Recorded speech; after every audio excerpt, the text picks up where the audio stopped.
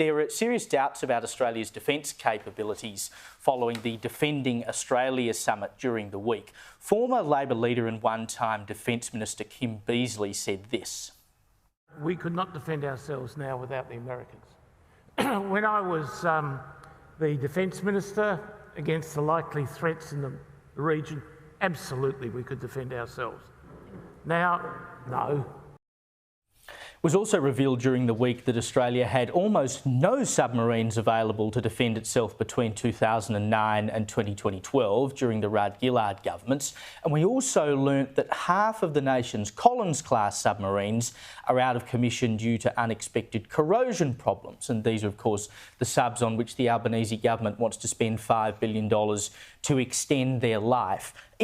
We are just so woefully underprepared, Amanda, in terms of our defence capability, and as much blame falls on the Rudd-Gillard government as does the Abbott, then Turnbull, then Morrison government. Yep. You know, we've had the better part of 20 years of sitting on our hands, and sure, we went through an unprecedented, I hate using that word, it reminds me of COVID, but an unprecedented time of general world peace where we didn't have to worry too much that we were going to need, you know, submarine capability and that sort of thing. But very quickly, China has come onto the scene. We know what's going on in the South China Sea. We know the money that they're spending through soft diplomacy, debt diplomacy, with Pacific Islands around our country and venturing over to the US as well, that this is a time where we really need some capability and we just don't have it.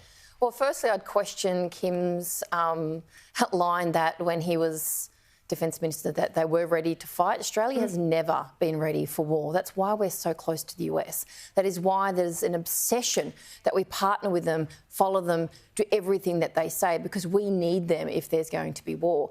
But a lot does go on behind the scenes that we don't know about. So I think there's probably a lot more capability. When it comes to people, though, there are 4,300 less people in the Defence Force, and they're struggling. You know, mandates didn't help with that. Well, that's right. The mandates didn't help with that. And then the people that were left, you know, were stressed, or people got illness from the vaccinations. But the point is, they need more people. So it's not just a submarine issue, it's a people issue. People don't want to join up either, because these industries, these organisations, our government, you know, things have become so woke, it's almost unbearable to be a part of that. And they're doing a very important job. They're giving their life to... And what we have people that don't respect that anymore. The respect is gone for service people. The fact that someone is willing to put their life on the line, some people can't comprehend that, because we live in this very selfish society. But in order to want to defend your country, you've got to believe like there is something to do. Well, I have a great idea why we need to defend our country, because China, as of today, have the largest Navy fleet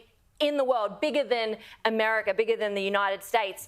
So that's a good thing. Also, the fact that China have built concrete islands north of us that could, if they wanted to, could reach us. That's a really good incentive for us to do better. I mean, heck, if we're going to spend our taxes on anything, it's the defence of our borders, because, you know, like you said, I don't know if we ever have been prepared. We've just been really lucky so far. But, oh my goodness, if something was to happen again, I'm quite fearful, because we have a woke army who can't even figure out what gender they are these days. You've got them kicking out unvaccinated people who are probably the people you want fighting for you, because they had a moral standard and backbone to begin with.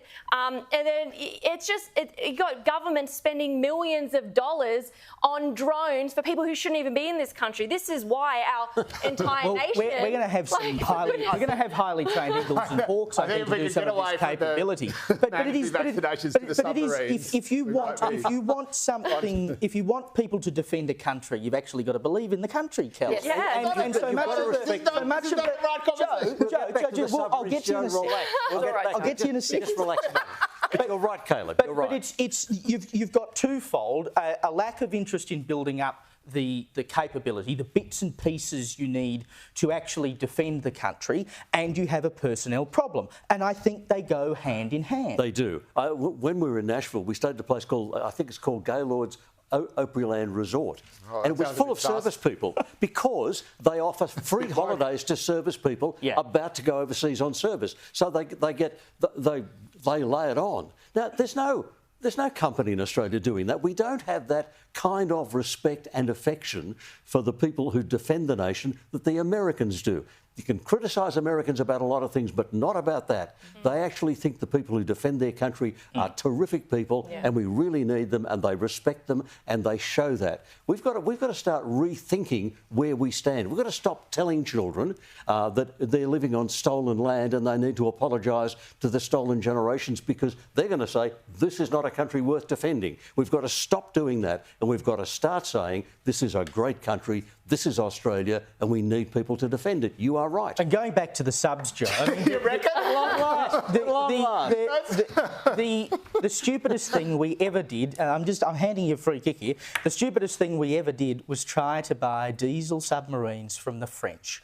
Why did we go down that road? But it goes back even further than that. I'm the last person to defend woke culture, but the idea that we don't have enough submarines because the Army's celebrating Pride Week is just ridiculous. But the reason is because there has always been an ideological, and in some cases it seems quite an emotive debate about what the best submarines for Australians are. The Collins-class submarines have their absolute devoted adherents and they love them, and there are others who have always said that they're problematic, they're pieces of crap, they're never functional, they never work, they're always broken. It would appear that it's true. Since the 90s, it's been that way. From what has been revealed in just the last couple of weeks, it appears they had a pretty good point. And then, of course, so you had no subs in the water for 4 years of Gillard, Rudd. Then you had Tony Abbott saying, no, we're going to buy more from the Japanese. Then you had Malcolm Turnbull saying, we're going to buy more from the French. And then you had Scott Morrison saying, no, we're going to get them from the Americans, the British, under AUKUS, which I think is the right deal, and very important, because you're absolutely right. There's no way we can defend ourselves from China without having the US at our back, and that's why the ANZUS Treaty and the AUKUS Treaty are incredibly important. We would be a sitting duck without them. But for that entire almost decade-long period, no one's building any subs because we haven't even decided what submarines we want. I think the new ones are nuclear anyway, which the new ones are nuclear, and they're going to be awesome, but they're not going to be online for another couple of decades. So the problem is that there has been, like with so many things, like with climate policy for that matter, there has been a policy inertia because we have been changing prime ministers every single electoral term.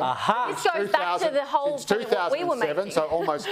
So now we need benevolent dictator Albo to look after us. So the problem is, obviously, if you are going to be changing prime ministers every term, you're going to get a new defence policy. How about we not have such bad prime ministers and we won't feel like we need to keep jumping ship? We don't have a ship to jump from. That's right. Can I say that there is a problem before the Virginia-class nuclear power submarines come? It's the gap. That's what you were talking about, Joe. Yeah. The gap, in the middle. Now, there was a piece in the newspaper saying we need to think urgently now about that gap. And the article was by one of the defence experts, I forget who, I apologise, saying we ought to buy at least 3 off-the-shelf Japanese submarines now. Yeah. Now. Yeah. We need them in the water in the next 12 months. That's what so someone in government, the people who are governing now, need to say, this is urgent. We treat this as a matter of urgency. We will make a decision now and act on it now. If only we had thought urgently about it 10 years ago. We might be having this discussion now.